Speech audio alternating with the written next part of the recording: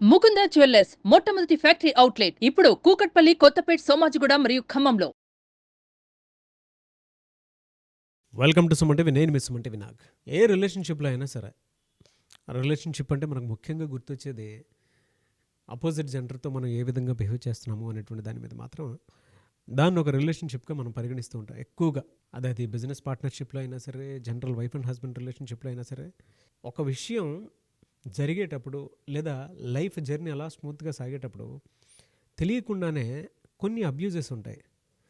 Oral abuses, మాట్లాడేటువంటి మాట, భాష ఎవరైనా సరే ఇద్దరిలో డెఫినెట్గా హర్ట్ చేసేలా ఉంటే అక్కడి నుంచి వాళ్ళకి తెలియకుండానే ఆ రిలేషన్షిప్లో జరిగేటువంటి పరిణామాలు, దాంతోపాటు దాని తర్వాత జరిగేటువంటి ఎదుర్కోవాల్సినటువంటి పరిణామాలు ఏ విధంగా ఉంటాయి అనేటువంటిది ఈరోజు మనతో పాటు హైకోర్టు అడ్వకేట్ రవీంద్రనాథ్ గారు ఉన్నారు. అది వారి మాటలో నాకు తెలుసుకుందాం. Hello sir. హాయ్ అండి నాగరాజ్ గారు. హేళన ఏదైనా ఒక రిలేషన్షిప్లో కనుక ఆ అబ్యూజ్ అనేది స్టార్ట్ అయింది అని అంటే ఎక్కడి వరకు వెళ్ళే అవకాశం ఉంటుంది? జనరల్గా ఎలా స్టార్ట్ అవుతుంది ఈ అబ్యూజ్ అనేది? నాగరాజ్ గారు, ఇద్దరు వ్యక్తులు రిలేషన్షిప్లో ఉన్నారు. తన పార్ట్నర్ వల్ల తను తెలియకుండానే తన వ్యక్తిత్వాన్ని కోల్పోతున్నాడు అనుకోండి, అతను అబ్యూజ్కి గురవుతున్నట్లు లెక్క. తన ఇష్టాలని తను కోల్పోతున్నాడు అనుకోండి, తను అబ్యూజ్కి గురవుతున్నట్లు లెక్క. తన యొక్క గోల్స్ తను మర్చిపోతున్నాడు అనుకోండి, తను ఒక రెడ్ ఫ్లాగ్కి వెళ్తున్నట్టు దారి తప్పుతున్నట్టు లెక్క. తనకున్నటువంటి బాధ్యతను తను మర్చిపోతున్నాడు అనుకోండి, తను అబ్యూజ్కి గురవుతున్నట్లు లెక్క. తన ఇష్టాలను తను కోల్పోతున్నాడు అనుకోండి, తను అబ్యూజ్కి గురవుతున్నట్లు లెక్క. తన టైంని తను కోల్పోతున్నాడు అనుకోండి, తను అబ్యూజ్కి గురవుతున్నట్టు లెక్క. తను అబద్ధాలు ఆడుతున్నట్టుగా తనకే ఎక్కువగా అనిపిస్తుంది అనుకోండి, తను అబ్యూజ్కి గురవుతున్నట్లు లెక్క. తన చుట్టూ ఉండడం తన పరిసరాలు, తన స్నేహితులు కావచ్చు, తన కుటుంబం కావచ్చు, తన బంధువులు కావచ్చు, తన మిత్రులు కావచ్చు, వారికి కావాల్సిన సమయం కేటాయించకుండా తనలో తను ఎక్కువగా కుమిలిపోతున్నాడు అనుకోండి, దానికి కారణం తన అబ్యూజ్కి గురవుతున్నట్లు లెక్క. ప్రేమ అనేది ఒక ఆనందం కావచ్చు, ఒక ఆనందానికి దారి తీయాలి. ప్రేమ అనేది హింసకు దారి తీయకూడదు. ముఖ్యంగా రిలేషన్షిప్లో ఉండేటప్పుడు ఒకరినొకరు మొదట్లో అర్థం చేసుకునే ప్రయత్నం చేస్తారు, ఒకరిని ఒకరు ఇంప్రెస్ చేయడం కోసం ప్రయత్నిస్తారు. ఆ ఇంప్రెషన్లో మొదటి స్థాయి బాగానే ఉంటుంది. వాళ్ళ స్పర్శ ఆనందాన్ని కలిగిస్తుంది, వాళ్ళ చూపు ఆనందాన్ని కలిగిస్తుంది, వాళ్ళ మాట ఆనందాన్ని కలిగిస్తుంది, వాళ్ళు తన కోసం స్పెండ్ చేస్తున్న టైము తనకు ఆనందాన్ని కలిగిస్తుంది. ఒకరినొకరు అర్థం చేసుకుంటున్నాం అనుకుంటారు. బహుశా ఈ ప్రపంచంలో తమకు మించినటువంటి ప్రేమికులు ఎవరూ లేరు అన్నంత హాయిగా గొలుపుతారు. అప్పుడు ఆ టైంలో తను చేసిన ప్రతి మాట, తన విమర్శ కూడా తనకు చాలా సిల్లీగా అనిపిస్తుంది. ఆ ఇద్దరు ప్రేమలో ఉండేటప్పుడు చేసే ప్రతి చిన్నవి, ఎంత పెద్ద విమర్శ అయినా అది చాలా సిల్లీగా అనిపిస్తుంది. ఒకరినొకరు కామెంట్ చేసుకున్న చాలా సిల్లీగా అనిపిస్తుంది. వాట్సాప్ చాట్లు అయితేనేమి, మొబైల్ టెక్స్ట్ మెసేజ్లు అయితేనేమి, లేకపోతే వీడియో కాల్స్ అయితేనేమి, ప్రతిదీ కూడా తిట్టుకున్న ఒక పొగడ్తలు అనిపిస్తుంది. కానీ ఎప్పుడైతే మొదటగా ఉన్నటువంటి ఈ ప్రేమ కొద్ది రోజులకి తనని డామినేట్ చేస్తుంది, తన యొక్క ఇంట్రెస్ట్ని కోల్పోతున్నాడు, తనని డామినేట్ చేస్తుందని ఎప్పుడైతే తన అంతరాత్మ ఘోషిస్తుందో అప్పుడు మొదలవుతుంది వాళ్ళలో ఉన్నటువంటి వైరం మొదలవుతుంది. ఎగ్జాక్ట్లీ నాగరాజు గారు. ఎప్పుడైతే తన అంతరాత్మ చెప్తూ ఉంటుంది, అంతరాత్మ ప్రబోధాన్ని మర్చిపోతాడు. తన తల్లిని మర్చిపోతాడు, తన తండ్రిని మర్చిపోతాడు, తన బ్రదర్స్ని మర్చిపోతాడు, తన సిస్టర్స్ని మర్చిపోతాడు, తన చుట్టూ పెంచి పెద్ద చేసినటువంటి తనతో పాటు తన ఫ్రెండ్స్ని మర్చిపోతాడు, తన గడిపినటువంటి మధుర క్షణాలు మర్చిపోతాడు. ఆమె తన సర్వస్వం అనుకుంటాడు. నేను నాట్ ఓన్లీ ఫీమేల్స్ని చెప్పట్లేండి, ఫీమేల్కి మేల్ కావచ్చు, మేల్కి ఫీమేల్ కావచ్చు, ఎవరైనా సరే స్టార్టింగ్లో ఈ రిలేషన్షిప్స్ చాలా అందంగా ఉంటాయి. కానీ రాను రాను రాను ఆ ప్రేమ హింసగా తావిస్తుంది. మొదట్లో ఉన్నటువంటి తనలో ఉన్నటువంటి ఏవైతే తన ఫెయిల్యూర్స్ కనిపిస్తాయో అవి ప్లస్గా కనిపిస్తాయి ఆపోజిట్ జెండర్కి. కానీ కొద్ది రోజులకి ఆ ఫెయిల్యూర్స్ బహుశా ఇంతకన్నా చండాలుడు ఈ ప్రపంచంలో ఎవడు ఉండడు అన్నట్టుగా తిట్టడం మొదలు పెడతారు. నువ్వు ప్రేమలో దిగుతున్నావంటే నీ పార్ట్నర్ తిట్టేటప్పుడు కూడా నువ్వు భరించే శక్తి ఉంటేనే నువ్వు నీ రిలేషన్షిప్ కొనసాగించు. కానీ అది హింసకు దారితీసే పరిస్థితులు ఉండేటప్పుడు అప్పటికి నీకు హక్కు ఉంది. నీకున్నటువంటి ఏ రిలేషన్షిప్ అయినా ఏ స్థితిలోనైనా దాన్ని కట్ చేసుకునే హక్కు నీకుంటుంది. అది తీవ్రంగా పరిణమించి అది హింసకి నిన్ను నువ్వు కోల్పోయి నీ సొసైటీలో నీకంటూ ఒక ఐడెంటిటీ కోల్పోయే స్థితికి దారితీస్తే మాత్రం ఖచ్చితంగా దానివల్ల నువ్వు కోల్పోతావు, నీ చుట్టూ ఉన్న సమాజంలో నీకంటూ ఒక ఐడెంటిటీ కోల్పోతావు. అది నీ చుట్టూ ఉన్న సమాజం మీద కూడా తన ప్రభావితాన్ని చూపిస్తుంది. కొన్నాళ్ళకు ఒక చచ్చిన కలేబరంలా మిగులుతుంది చివరిగా. అందుకనే నాగరాజు గారు, ఈ అబ్యూజ్ అనేది చాలా దారుణమైన పదం. ముఖ్యంగా నేటి సమాజంలో మనం చూస్తున్నాం, అబ్యూజ్ అనేది స్టార్టింగ్లో వయసులో ఉండేటప్పుడు చాలా బాగానే ఉంటుంది, కానీ అవి మనం ఏ స్థితికి దారితీస్తున్నది రీసెంట్గా మనకు కనిపిస్తున్న కొన్ని సంఘటనలు మనం దగ్గరగా పరిశీలిస్తే కనిపిస్తుంది. రీసెంట్గా ఒక సెలబ్రిటీ, ఒక కొరియోగ్రాఫర్ గురించి మనం మాట్లాడుకోగలిగితే దీని వెనకాల ఉన్నటువంటి అంతర్గతమైన కారణం చిట్ట చివరిగా అదే కనిపిస్తుంది. ఒక సైకాలజీ అంటే లీగల్ సైకాలజీ అనలిస్ట్గా నేను చెప్పగలుగుతున్నాను నాగరాజు గారు, డెఫినెట్గా దీని వెనకాల ఉన్నది అదే. తనకు ఒక కుటుంబం ఉంది, తనకు ఒక ఫ్యామిలీ ఉంది, తనకు సొసైటీలో ఒక మంచి స్టేటస్లో కలిగి ఉన్నాడు, ఏదో ఒక కారణాల వల్ల దగ్గరగా చేరబడ్డారు, ఒక రిలేషన్షిప్ డెవలప్ చేసుకున్నారు. ఆమె అందం కావచ్చు, ఆమె యొక్క ఉన్నటువంటి అంటే తను ఏదైతే వర్క్ చేస్తున్న ఫీల్డ్లో తను అద్భుతంగా తనకున్న టాలెంటు, తనకున్నటువంటి వర్క్మెన్షిప్, తనకున్న టోటల్ దాన్ని ఏమంటారంటే పనితనం అంటారు, అన్నిట్లో టాప్గా కనిపించినప్పుడు తెలియకుండానే ఒక మ్యాగ్నెటిక్ ఒక దగ్గర తీస్తుంది. ఇటువంటప్పుడే పురుషుడు కావచ్చు, స్త్రీ కావచ్చు, తను ఏ బౌండరీస్లో అయితే ఉన్నాడో ఆ బౌండరీస్ని గుర్తు చేసుకోవాల్సిన అవసరం ఉంది. ఆ గుర్తు చేసుకుని మీరు మర్చిపోతే దగ్గరగా ఉన్న సైక్రియాటిస్ట్ని సంప్రదించండి. డెఫినెట్గా తను దారి తప్పుతున్నాను అంతరాత్మ ప్రబోధం చేస్తూ ఉంటుంది, కానీ ఆ బౌండరీని ఎప్పుడైతే దాటగలిగాడో ఇమ్మీడియట్గా తను కోల్పోతాడు. మొదట్లో రిలేషన్షిప్స్ బాగానే ఉంటాయి. ఇప్పుడు నేను చెప్తున్నటువంటి ఈ టాపిక్లోకి వస్తే నాగరాజు గారు, యాక్చువల్గా ఏం జరిగి ఉండొచ్చు ఎందుకంటే మనం చూస్తున్నటువంటి ఈ మీడియా కథనాలు కావచ్చు, దగ్గరగా 2019 నుంచి ఈరోజు 2024 వరకు వాళ్ళ మధ్య సాన్నిహిత్యం బాగానే ఉంది. మైనర్ అంటారు, మేజర్ అంటారు, అది ఓన్లీ ఫర్ ద నెంబరింగ్, దాన్ని కాసేపు పక్కన పెడదాం. మెచ్యూరిటీ లెవెల్స్ అంది లీగల్గా 18 ఏళ్ళు అని చెప్తారు. 18 ఏళ్ళు అంటే 18 ఏళ్ళకి ఏమైనా రాత్రి బర్త్డే రాగానే ఏమైనా మైండ్ సెట్ మారిపోతుందా? కాదండి. ఒక డెస్టినీ పెట్టుకోవాలి, ఒక పారామీటర్ పెట్టుకోవాలి. కాబట్టి ఆ సంఖ్య పెట్టుకున్నాం. ఆ 18 అన్నది ఒక మన గోల్ సెట్టింగ్లో పెట్టుకున్నాం మనం. అంటే 18 అయ్యాడు బర్త్డే కాగానే ఇమ్మీడియట్గా ఈరోజు ఏప్రిల్ 18 నా బర్త్డే అయిపోయిందంటే అర్జెంటుగా ఏం జరిగిపోతుందా? ఏమి జరగదు నాగరాజు గారు. ఒక రోజు ముందైనా ఒక రోజు వెనకైనా ఏమి జరగదు. తన సొసైటీని చూసుకుంటూ తన మైండ్ సెట్ మారుతూ ఉంటుంది. అయితే ఇక్కడ ఫీమేల్ అయినా సరే మేల్ అయినా సరే ఆలోచించుకోవాల్సింది ఏంటంటే, మేలు పరంగా ఆలోచించుకుంటే కొన్ని రకాల అభిరుచులు ఉంటాయి. తనకంటూ ఒక ఫ్యామిలీ ఉంటుంది, తను ఉన్నటువంటి సర్కమ్స్టాన్సెస్, తనకున్న పరిసరాలు, తనకున్న బాధ్యతలు, తనకున్న బరువులు, తన మీద ఉన్న రెస్పాన్సిబిలిటీస్, ఇవన్నీ ఒక లెక్క అయితే ఫీమేల్ సైడ్ ఆలోచించేటప్పుడు తనకున్నటువంటి కోర్ వేరే విధంగా ఉంటుంది. సో ఈ రెండు కోర్సు దగ్గర అయ్యేటప్పుడు తన ఐడెంటిఫికేషన్ కోల్పోతే ఏ రకంగా పరిణామం జరుగుతుందంటే, ఈరోజు మనం చూస్తున్నటువంటి ఏదైతే కొరియోగ్రాఫర్ ఈ ఇష్యూ ఏదైతే దానికి సంబంధించి మాట్లాడగలిగితే పర్ఫెక్ట్ అనాలిసిస్ మనం చేయొచ్చు. ఎలా సార్? It's perfect analysis. అంటే ఇక్కడ మైండ్ సెట్స్ తెలియకుండానే వీళ్ళు అవుట్ స్టేషన్కి వెళ్ళడం జరిగింది. బాంబే, చెన్నై, కోల్కతా ప్రాంతాల్లో ఒక అమ్మాయి చాలా అద్భుతంగా డాన్సరు, డెఫినెట్గా తను ఎంకరేజ్ చేయాలనుకున్నాడు. తెలియకుండానే ఆమెలో ఉన్నటువంటి ఒక దాన్ని ఏమిటంటే మెస్మరైజింగ్ స్కిల్స్ కావచ్చు, లేకపోతే అట్రాక్టివ్ బాడీ లాంగ్వేజ్ కావచ్చు, డెఫినెట్గా ఉన్నటువంటి ఇంటర్నల్ హార్మోనల్ ఇంబ్యాలెన్స్ వల్ల డెఫినెట్గా అట్రాక్ట్ అయ్యారు. ఈమెమనుకుంటుంది, డెఫినెట్గా నాకు ఒక మాస్టర్ దొరికాడు, సొసైటీలో ఎవరికి లేనటువంటి నాకు ఆ స్టార్డమ్ కనిపిస్తుంది, పెద్ద పెద్ద స్టార్ హీరోలతో పక్కన వాళ్ళకి చాలా దగ్గరగా కనిపించడం, వాళ్ళతో మాట్లాడడం, ఏదో ఒక తెలియనటువంటి ఒక అనుభూతికి లోనవుతుంది డెఫినెట్గా.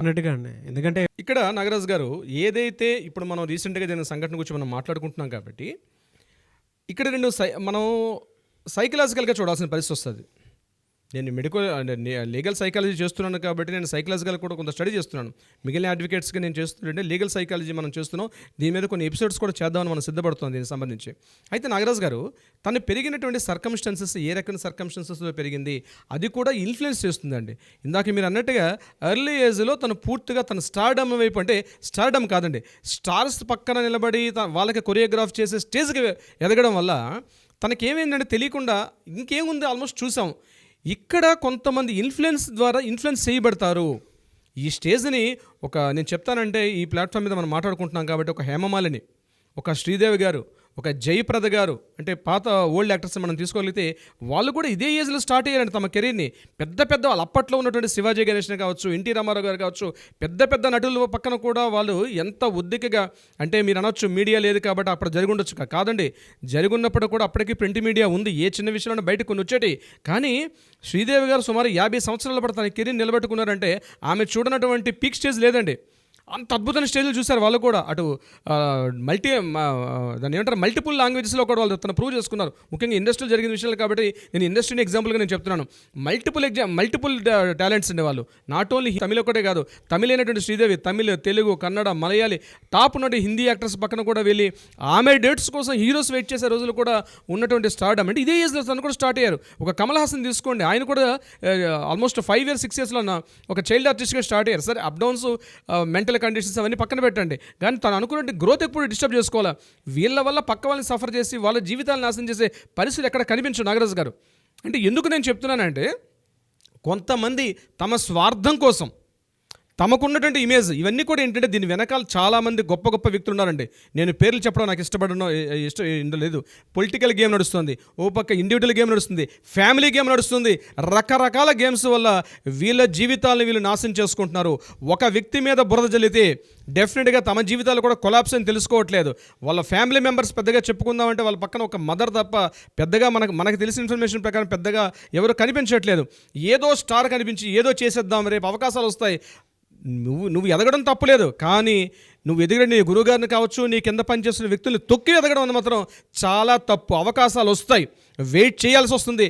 దీనికోసం సంవత్సరాల తరబడి వెయిట్ చేసిన వాళ్ళు కూడా, తమ జీవితాంతం వెయిట్ చేసిన వాళ్ళు కూడా ఉన్నారు. ఇప్పుడు మనం చెప్పుకొని కొరియోగ్రాఫర్ కూడా పొట్ట చేత పట్టుకొని బయటకు వచ్చినాడు, సిటీకి వచ్చినవాడే. ఆయన ఏమిటంటే గోల్డ్ స్పూన్తో పుట్టిన వ్యక్తి కాదు. పొట్ట చేత పట్టుకొని ఒక గ్రామం దగ్గర నుంచి సిటీకి వచ్చి ఎన్నో రాత్రులు ఇదే కృష్ణానగర్ వీధుల్లో ఎన్నో రాత్రులు తను తెలియకుండా స్టూడియోల చుట్టూ తిరిగి అంటే ఎన్నో సాక్రిఫైస్ చేసుకుని ఈ స్టేజ్కి రాలా. అదృష్టవశాత్తు నీకు అవకాశం దొరికింది. నేను ఇక్కడ నేను ఫెమినిస్ట్గా మాట్లాడడం అంటే నేను మేల్ సపోర్ట్గా ఫీమేల్ సపోర్ట్గా మాట్లాడడం కాదు నాగరాజు గారు.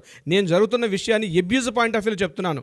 ఇది బోత్ సైడ్స్. ఎందుకంటే ఇది ఎక్కడ దారితీస్తుంది, ప్రతిరోజు సోషల్ మీడియాలో వీరి గురించి మాట్లాడుకుంటున్నారు. అంటే అబ్యూజ్ మొదట్లో ఒక దగ్గరగా నేను స్టార్టింగ్ పాయింట్ అదే చెప్పాను సార్. Very clear sir. దీనికి సంబంధించి కామన్ సెన్స్ మాట్లాడుకున్నా కూడా చాలా విషయాలు అర్థమవుతూ ఉంటాయి. రెండోది ఏంటంటే, అంటే మీరు ఇందాక ఒక మాట అన్నారు, మెన్ వైపా విమెన్ వైపా నేను మాట్లాడట్లేదు, ధర్మం ఏ విధంగా అయితే ఉంటుందో దాని వైపే మాట్లాడుతున్నాను. కరెక్ట్. ఎందుకు అనంటే ఇవాళ నేను కలకత్తా ఇన్సిడెంట్కి సంబంధించినటువంటి వాటిలో ఎన్ని వీడియోస్ చేసామో మీకు నాకే తెలుసు, ఆడియన్స్ కూడా మనల్ని ఫాలో అయినటువంటి వాళ్ళకి తెలుసు. ఏది మంచి ఏది చెడు ఆ మాత్రం కూడా తెలియకుండా అయితే వీడియోస్ చేయకుండా అయితే ఉండం కదా. ఎగ్జాక్ట్లీ. కామన్ సెన్స్ తోటి థింక్ చేసినా కూడా ఎంటైర్ కొరియోగ్రఫీ లైఫ్ స్టైల్లో ఏం జరిగింది అనేటువంటిది బయట నుంచి చూస్తే చాలా క్లియర్గా అర్థమైపోతుంది సార్. అది చాలా క్లియర్గా. సార్ నేను ఒక మాట చెప్తాను సార్, బయట టాలెంటెడ్స్ చాలామంది ఉన్నారని, అవకాశం రాక నిద్రలేని రాత్రులు గడుపుతున్నటువంటి వాళ్ళు చాలామంది ఉన్నారు బయట. అలాంటిది మన దగ్గర ఒక అవకాశం వచ్చినప్పుడు దాన్ని ఏ విధంగా సద్వినియోగపరుచుకొని మనం ఇంకా 10 మందికి జీవితాన్ని ఇస్తే బాగుంటుంది అనుకున్నటువంటి ఆలోచనతోటి అటు గురువైనా సరే శిష్యులైనా సరే ఆలోచించాల్సినటువంటి అవసరం బాధ్యత రెండూ ఉన్నాయి. వెచ్చలవేడితనానికి వెళ్ళిపోయి దాన్నంతా పబ్లిసైజ్ చేసేసుకొని ఇవాళ మనం మాట్లాడుకునే దానికి వెళ్ళిపోకూడదు దేనికైనా సరే. నిజమండి, అంటే ఉన్నదాన్ని కాపాడుకోవటం మన బాధ్యత. మహిళల మీద సింపతి డెఫినెట్గా ఉండాలి, ఉంటుంది. వాళ్ళు పడుతున్నటువంటి బాధలు చాలా ఉన్నాయి. అయితే కాపాడుకోవడం మన బాధ్యత. స్త్రీని పక్కన మనం ఒక సోదరగా ఒక తల్లిగా భావిస్తాం కాబట్టి కాపాడుకోవాల్సిన బాధ్యత ఉంది, జరగాలి కూడా. ఒక బీయింగ్ ఎన్ అడ్వకేట్గా నేను మాట్లాడుకునేటప్పుడు చట్టం గురించి మాట్లాడతా. ఇక్కడ నేను చట్టాలు న్యాయాల గురించి మాట్లాడే ప్రసక్తి కాదు నాగరాజు గారు. ఇక్కడ విషయం ఏంటంటే, ఒక సిచ్యువేషన్లో వచ్చేటప్పుడు ఇద్దరు కలిశారు, ఏదో సందర్భాన్ని కలిశారు, ఇన్ఫాచ్యుయేషన్ నడిచింది, కలిశారు. ఈవెన్ దో వాళ్ళ మిస్సెస్ మాట్లాడిన మాటల్లో కూడా మనకు ఒక పాయింట్ ఆఫ్ వ్యూ తీసుకోవాలి. బహుశా ఆ వర్డ్స్ లీగల్ ప్రొసీడింగ్స్ ప్రకారం లేకపోతే కోర్టు బెంచ్ మీద ఇవి నిలబడే అవకాశం లేదు. కానీ మోరల్ ఎథిక్స్ ఒకటి ఉంటుంది, మానవత్వం ఒకటి ఉంటుంది. చట్టం వేరు, మానవత్వం వేరు. ఈ రెండింటికి డెఫినేషన్ మనం ఒక గుటిలో అంటే ఈ రెండింటిని కూడా ఒకే వరలో పెట్టడం అనేది సాధ్యపడదు. మానవత్వం ఒకటి ఉంటుంది. ఏ స్టేజ్లోంచి ఏ స్టేజ్కి వచ్చాం. చట్టపరంగా తీసుకుంటే రేపు కోర్టులు చట్టాలు ఏం చెప్తున్నాయి, సాక్ష్యాలు, ఎవిడెన్సులు, ట్రయల్స్, ఇవన్నీ ఇట్స్ ద ప్రొసీడింగ్స్ వేరు. కానీ ఏ స్టేజ్లో ఉన్నాం, సొసైటీలో ఏ పరిస్థితిలో ఉన్నాం. నేను ఎన్నది ఈ పాయింట్ ఎక్కడ మనం స్టార్ట్ చేసాం, అబ్యూజ్ అనే పాయింట్తో మనం స్టార్ట్ చేసాం. అబ్యూజ్కి ఎందుకు గురవుతున్నాడు? మొదట్లో అండర్స్టాండింగ్ బాగానే ఉంటుంది, మిడిల్ స్టేజ్లో ఇష్టం పోతుంది నాగరాజు గారు. ఫస్ట్ ఏమవుతుందంటే, మొదట్లో ఎప్పుడు ఫోన్ వస్తుందని వెయిట్ చేసిన వ్యక్తి ఇప్పుడు ఫోన్ వస్తే అబ్బా ఏంది ఫోన్ వస్తుంది, తను మెసేజ్ చేసిన మెసేజ్ చేయని స్థితిలోకి వెళ్తున్నాడు. ఎప్పుడైతే నేను ఈనాడు సమాజాన్ని నేను చెప్తున్నానండి, ఆల్మోస్ట్ ఇప్పుడు ఎవరైతే ఈ రిలేషన్షిప్లో ఉన్న వ్యక్తులు చెప్తున్నాను నేను, ముఖ్యంగా పాయింట్ ఆఫ్ వ్యూ ఏంటంటే, ఎవరైనా ఫస్ట్లో ఉన్నటువంటి రిలేషన్షిప్ ఇప్పుడు ఆమె ఫోన్ వస్తే భయపడు, మేల్ సైడ్ కావచ్చు ఫీమేల్ సైడ్ కావచ్చు, ఇప్పుడు ఫోన్ వస్తుంది అంటే భయపడిపోతున్నావు. ఇప్పుడు ఒక మెసేజ్ చేస్తుందంటే రిప్లై ఇవ్వడానికి భయపడుతున్నావు. తను రమ్మనమంటే, ఒకప్పుడు రమ్మనమంటే తన టైంని మానుకొని పరిగెత్తిన వ్యక్తి కూడా ఇప్పుడు తను రమ్మనమంటే తను ఆలోచించుకొని వెళ్ళే ప్రసక్తి వస్తున్నాడు. నేను ఫీమేల్స్ కూడా చెప్తున్నాను, ఇటువంటి సిచ్యువేషన్ మీరు కానీ మేల్ దగ్గర నుంచి కానీ మీరు కనిపిస్తుందా, మీరు అబ్యూజ్ గురవుతున్నట్లు లెక్క. లేదు, ఇటువంటి సిచ్యువేషన్ మీరు మేల్ ఫేస్ చేస్తున్నారంటే ఆ అమ్మాయి మీద మీరు అబండాలు వేయకండి, డెఫినెట్గా మీరు తప్పుకోండి, ఆమెకి దారి ఇచ్చేసేయండి, తన లైఫ్ తన లీడ్ చేసుకునే అవకాశాన్ని ఇవ్వండి. అంతేగాని ఆమె లైఫ్లోకి మీరు అడ్డం వెళ్ళి ఆమె లైఫ్ని మీరు అడ్డగిస్తే మళ్ళీ రేపు క్రిమినల్ యాక్ట్స్ వస్తాయి, క్రిమినల్ చట్టాలకు మళ్ళీ దారితీస్తాయి. డెఫినెట్గా మీకు మీ ఆ పార్ట్నర్ మిమ్మల్ని సపోర్ట్ చేయట్లేదు, మీ పార్ట్నర్ మిమ్మల్ని డీవియేట్ చేస్తుంది, మీ పార్ట్నర్ మిమ్మల్ని క్రాస్ చేసుకుంటుంది అన్నప్పుడు హ్యాపీగా కూర్చోండి, పెద్దల సమక్షంలో కూర్చోండి, నచ్చినప్పుడు హ్యాపీగా విడిపోండి. అంతేగాని అది హింసగా దారితీసే విధంగా ఈరోజు మన సంఘటనలు అవే కనిపిస్తున్నాయి. మొదట్లో ఇది ఏమవుతుంది, ఆ స్టేజ్లో ఆపకపోతే, సెకండ్ స్టేజ్లో ఆపకపోతే అది థర్డ్ స్టేజ్ ఏమవుతుంది, కొట్టుకుంటారు. థర్డ్ స్టేజ్లో కొట్టుకుంటారు, చెంప మీద కొడతారు, ఫిజికల్ హ్యాండ్లింగ్ వస్తుంది, దౌర్జన్యం చేసుకుంటారు, తోసుకుంటారు. బూతులు తిట్టుకుంటారు. ఎన్నో కేసులు ఈ మధ్యకాలం మనం చూస్తున్నాం. అది 4th స్టేజ్కి మారిపోతుంది నాగరాజు గారు. 4th స్టేజ్లో ఏంటవుద్ది, అప్పుడు క్రిమినల్ ఇంటిమినేషన్ స్టార్ట్ అవుతుంది. ఈమెని ఎలా చంపాలా అని ఒక సుపారీకి ఇవ్వడం, that is the final stage. మనం ఆ స్టేజ్ దాకా వెళ్ళాం. ప్రతి మనిషి అది మొన్నటిదాకా ఎంత బాగా కనిపించాడే, ఈరోజు ఎందుకు ఇట్లా బిహేవ్ చేస్తున్నాడు అంటే తన స్టేజెస్ మారిపోతున్నాడు. ఈ టైంలో అవసరం ఒక సైక్రియాటిస్ట్ యొక్క అవసరం. ఈ టైంలో మీకు అవసరం మీరు అనుకున్నటువంటి మీ శ్రేయోభిలాషులు మీ చుట్టూ ఉండాల్సిన అవసరం ఉంది. ఒకవేళ మీకు సంబంధం లేదు, డెఫినెట్గా అప్రోచ్ అవ్వండి. దీనికి లీగల్ సెల్స్ ఉన్నాయి, దీనికి సంబంధించినటువంటి ఒక సైక్రియాటిక్ సెల్స్ ఉన్నాయి. డెఫినెట్గా అప్రోచ్ అయితే మీకు తెలియనటువంటి ఏదో ఒక డైలమాలో మీరు కొట్టుమిట్టాడుతున్నారు. మీకు ఏం చేయాలో తెలియట్లేదు. ఒకటి డిప్రెషన్, అరే మొన్నటిదాకా ప్రేమించిన అమ్మాయి ఈరోజు నా ఫోన్ లిఫ్ట్ చేయట్లేదే, భయపడిపోవడం, యాంగ్జైటీ ఫీల్ అవ్వడం, వృత్తి మీద అంటే చేస్తున్న వర్క్ మీద కాన్సన్ట్రేషన్ చేయకపోవడం, ఏదో ఒక రకమైన తెలియని ఒక షివరింగ్, తెలియకుండానే కంపరం ఎత్తిపోతుంది. అంటే నా పార్ట్నర్ నన్ను కనిపించకపోతే ఈ సిచ్యువేషన్స్ బోత్ సైడ్ చెప్తున్నాను నాగరాజు గారు, not only for the male. ఇటువంటి సిచ్యువేషన్ ఉన్నప్పుడు డెఫినెట్గా మీకు ఒక సైక్రియాటిస్ట్ యొక్క అవసరం ఉంది. ఈ స్థితిలోనే ఒక లీగల్ సైక్రియాటిస్ట్ యొక్క అవసరం ఉంది. మీరు కానీ అప్రోచ్ అవ్వగలిగితే ఈ స్టేజ్ని మీరు హ్యాపీగా డీల్ చేస్తారు. మీరు నలుగురు కూర్చుంటారు, మాట్లాడుకుంటారు. ఆ సంబంధాన్ని అక్కడ తెంచుకోవాలా, కంటిన్యూ చేయాలా. లేదు మీ హ్యాపీ మూడ్లో పెళ్లి చేసుకుంటారు, మళ్ళీ పెళ్లి చేసుకున్నాక మరలా కాంప్లికేషన్స్. నేను ఏమంటున్నానంటే బిఫోర్ మ్యారేజ్, ఇప్పుడు నేను చెప్పానండి 3, 6, 9, 12 అని ఒక స్టేజ్ చెప్తారు. యాక్చువల్గా మా లీగల్ ప్రొసీడింగ్స్లో 3, 6, 9, 12 అంటారు. అంటే డేటింగ్ చేసేటప్పుడు అంటే ఫస్ట్ 3 months ఒకరినొకరు అర్థం చేసుకుంటారు. నెక్స్ట్ 6 months మరికాస్త ముందుకెళ్తారు. 9th month గొడవలు పడతారు. 12th month ఉండాలా, డివైడ్ అయిపోవాలా. దిస్ ఇస్ కాల్డ్ 3, 6, 9, 12 అని ఒక ఫార్ములా ఉంది లీగల్ ప్రొసీడింగ్స్ ప్రకారం. నేను చెప్తున్నాను ఇలాంటి సెక్షన్స్ చాలా ఉన్నాయి, అంటే ఇలాంటి సిచ్యువేషన్స్ చాలా ఉన్నాయి. కాబట్టి మీరు డెఫినెట్గా అప్రోచ్ అవ్వగలిగితే ఈ అబ్యూజ్ అనేది చివరిగా హింసాకాండగా దారితీసి ఒకరినొకరు జైల్లోనే ఉండిపోయి ఈరోజు ఎక్కడికి వెళ్తుందో, మనం ఏ రకంగా ఉన్నాం అన్నది సోషల్లో డీఫేమ్ అయిపోయి బోత్ సైడ్స్ డీఫేమ్. ఆ అమ్మాయి ఏమో ఫేస్ చూపించుకోలేదు, ఇతనేమో తన ఫ్యామిలీకి తన పిల్లలకి అందరిగా దూరం అయిపోయి ఆ పిల్లల పరిస్థితి ఏంటి, వాళ్ళ పిల్లల మానసిక స్థాయి ఏంటి, మనం ఒక వేరే వీడియోలో మాట్లాడుతుంది దానికి సంబంధించిన. డెఫినెట్గా నో డౌట్. ఈ విషయానికి సంబంధించింది అయితే నా స్టాండ్ అయితే ఒకటి చాలా క్లియర్గా చెప్తాను సార్. నేను ఎవరైనా మనకు ఆపర్చునిటీ ఇచ్చినప్పుడు ఎంట్రీ ఈజీ అయింది కదా అని చెప్పేసి దాన్ని నిలబెట్టుకోవటం అంత ఈజీ అని చెప్పేసి అనుకోకూడదు. ఫస్ట్ లెవెల్లో స్ట్రగ్లింగ్స్ ఉంటాయి, సెకండ్ లెవెల్లో కాంపిటీషన్ స్టార్ట్ అవుతాయి, థర్డ్ లెవెల్లో మనమే కాంపిటేటర్స్. మనల్ని మనం నిలబెట్టుకోవటం చాలా కష్టమైపోతూ ఉంటుంది. స్ట్రగ్లింగ్ లెవెల్లో ఒక్కొక్క ల్యాడర్ ఎక్కేటప్పుడు ఓకే ఇక్కడ దాకా వచ్చాం కదా, మనకంటే బెస్ట్ ఎవరు ఉన్నారు, వాళ్ళని దాటి ముందుకు వెళ్ళిపోదాం అని అనిపిస్తూ ఉంటుంది. ఆ కాంపిటేటర్ని దాటుకొని కూడా మనం నెంబర్ 1 పొజిషన్లోకి వస్తాం, నేషనల్ అవార్డు దాకా కూడా వచ్చేస్తాం. దాని తర్వాత ఎలా నిలబెట్టుకోవాలనేది మన ఆటిట్యూడ్ మీద, మన మీద డిపెండ్ అయ్యి ఉంటుంది. రెండు, చుట్టుపక్కల ఉండేటువంటి సరౌండింగ్స్ని కూడా బాగా చెక్ చేసుకోవాల్సినటువంటి అవసరం చాలా ఉంది, అనాలిసిస్ చేసుకోవాల్సినటువంటిది. అండ్ కొంతమంది మన దగ్గర చుట్టుపక్కల ఉండేటువంటి వాళ్ళే ఎలా ఉంటారు అని అంటే, నడిచిన రోజులు బాగానే నడుస్తారు, ఎండ్ ఆఫ్ ద డే ఏం చేస్తారంటే బ్లేమ్ గేమ్ స్టార్ట్ చేస్తారు. అక్కడ నాకేం చేశారు, నా వల్లే కదా మొత్తం అక్కడ అది జరిగింది అని అంటే, ఆ రోజు ఆ ఎంట్రీ కనుక నీకు జరగకపోయి ఉంటే ఈరోజు నువ్వు ఇలా వచ్చి మాట్లాడతావా? ఎగ్జాక్ట్లీ అండి, ఇలా వచ్చి మాట్లాడతావా? ఎంతోమంది టాప్ హీరోస్ పక్కన, టాప్ కొరియోగ్రాఫర్స్ పక్కన అసిస్టెంట్లుగా జాయిన్ అయినా సరే డెఫినెట్గా మా లైఫ్ని నిలబెట్టుకోవాలని అనుకునేటువంటి వాళ్ళు టాలెంటెడ్ బయట చాలామంది ఉన్నారు. 100 మంది కింద కామెంట్ బాక్స్లో కూడా పోస్ట్ చేస్తారు సార్. ఎస్, నేను కూడా నాకు అవకాశాలు రాక నేను నా లైఫ్ని నేను స్పాయిల్ చేసుకున్న రోజులు, ఒక చోట ఆగిపోయాను అనుకున్న రోజులు చాలా ఉన్నాయని చెప్పేసి కన్నీళ్ళు పెట్టుకుని మరి కింద కామెంట్ బాక్స్లో పోస్ట్ చేసేటువంటి వాళ్ళు చాలామంది ఉన్నారు. చిన్న ఏజ్లో ఎవరికైనా ఏదన్నా అవకాశం వచ్చింది అని అంటే వాళ్ళకి ఆ పొరపాటున దాని వాల్యూ కూడా తెలియదు సార్. అసలు కష్టపడి పైకి వస్తేనే కొంత వాల్యూ తెలుస్తుంది. అంటే నేను ఎవరిని డీఫేమ్ చేయాలనో లేదంటే ఎవరి గురించో బ్యాడ్గా మాట్లాడాలనో దానికి సంబంధించిన మాట్లాడలేదు. దేనికైనా సరే బాధ్యత ఉండాలి. ఒక్కొక్క జర్నీకి మనం పట్టుకునేదానికి మనం తిరుగుతున్నటువంటి సోషల్ రెస్పాన్సిబిలిటీ కూడా ఉండి మెలిగే విధానం అవసరం, బాధ్యత అన్నీ ఉన్నాయని చెప్తాను నేను. అంటే ఈ వేదిక మీద నా వెర్షన్ నేను ఒక చెప్పదలుచుకున్నాను నాగరాజు గారు. ఎవరైతే సో కాల్డ్ పెద్దలని ఎవరైతే అనుకుంటున్నారో, ఇండస్ట్రీలో ఉన్నటువంటి పెద్దలైతే ఎవరు అనుకుంటున్నారో, మీ స్వలాభం కోసం, మీ ఈగోస్ కోసం ఒకరి జీవితాలను దయచేసి నాశనం చేయకండి. ఇది my kindly request, this is my humble request. మీకు ఆల్రెడీ సోషల్ స్టేటస్ ఉన్నాయి, మీకు already sufficient, you are well settled. కానీ మీ స్వార్థాల కోసం అప్పుడప్పుడే ఎదుగుతున్నటువంటి మొగ్గల్ని తుంచేయకండి. No doubt, very great and good statement. Anyways thank you అండి, thank you so much Ravindranath గారు.